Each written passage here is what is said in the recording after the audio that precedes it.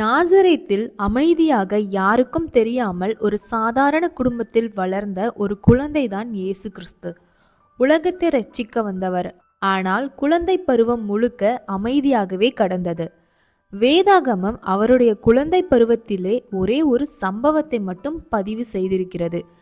அது 12 வயதில் ஆலயத்தில் நடந்த சம்பவம். அதை பற்றி இந்த பாகத்தில் பார்க்கலாம்.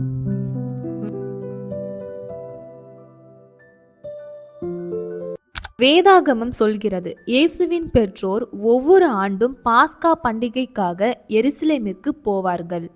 இது ஒரு மத சடங்கு மட்டும் இல்லை, இது ஒரு குடும்பத்தின் நம்பிக்கை. ஒரு தந்தை ஒரு தாய் தங்கள் பிள்ளையை தேவனுடைய வழியில் நடத்தும் முயற்சி. இயேசு 12 வயதாகிய போது இது யூதர்களுக்கு முக்கியமான வயது. குழந்தைத்தனத்திலிருந்து பொறுப்புக்குள் நுழையும் வயது. அந்த நேரத்தில்தான் தேவன் அவரை பற்றிய ஒரு சின்ன சாரளத்தை திறக்கிறார். பாஸ்கா பண்டிகையில் சந்தோஷத்தாலும் பாடல்கள் ஜெபங்களாலும் ஆலயத்தின் மகிமையால் நிறைந்தது. அது இயேசுவின் மனதில் ஒரு ஆழமான தாக்கத்தை ஏற்படுத்தியது. பண்டிகை முடிந்த பின்பு மரியாளும் யோசேப்பும் வீடு திரும்பும்போது இயேசு எருசலேமிலே தங்கிவிட்டார். யோசேப்பும் மரியாளும் அவர்களுடைய உறவினர்களோடு இருப்பார் என்று நினைத்தார்கள். ஆனால் அவர் அங்கு இல்லை. 3 நாட்களாக அவரை காணவில்லை என்று பயந்தனர். ஒரு நாள் பயணத்திலும், 2வது நாள் தேடலிலும், 3வது நாள் பயம் மற்றும் கண்ணீரில் இருந்தனர். ஒரு தாய் தன் குழந்தையை இழந்தால் எப்படி இருக்கும், அந்த வலியை மரியாள் அனுபவித்தாள்.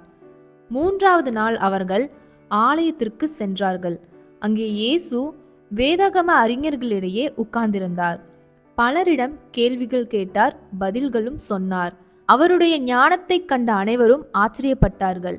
அங்கிருந்த அனைவரும் இச்சிறுவன் சாதாரண சிறுவன் இல்லை என்று உணர்ந்தார்கள். 3 நாட்களுக்கு பிறகு மரியாள் இயேசுவை பார்த்த பின், மகனே, நீ எங்களை ஏன் இப்படி செய்தாய்? உன் தந்தையும் நானும் மிகுந்த கவலையோடு உன்னை தேடினோம் என்று கூறினார். அதற்கு பதிலாக இயேசு, நீங்கள் என்னை ஏன் தேடினீர்கள் என்றார்.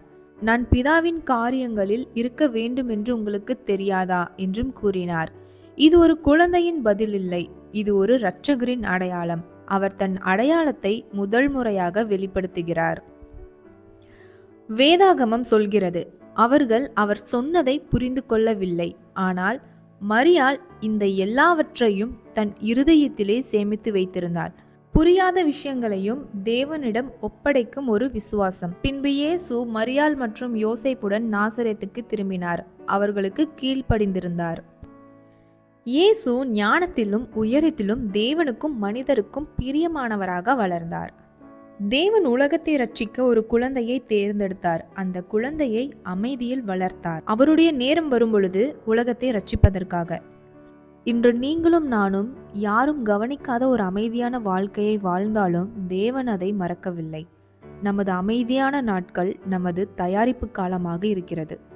கர்த்தரின் கிருபை உங்களோடு இருக்கட்டும். உங்கள் வளர்ச்சியை அவர் வழிநடத்தட்டும். உங்கள் வாழ்க்கை தேவனுடைய நேரத்தில் மகிமைக்குரியதாக மாறட்டும். அடுத்த பாகத்தில் யோர்தானில் இறங்கி வானத்தை திறந்ததை பற்றி காண்போம். ஆமேன்.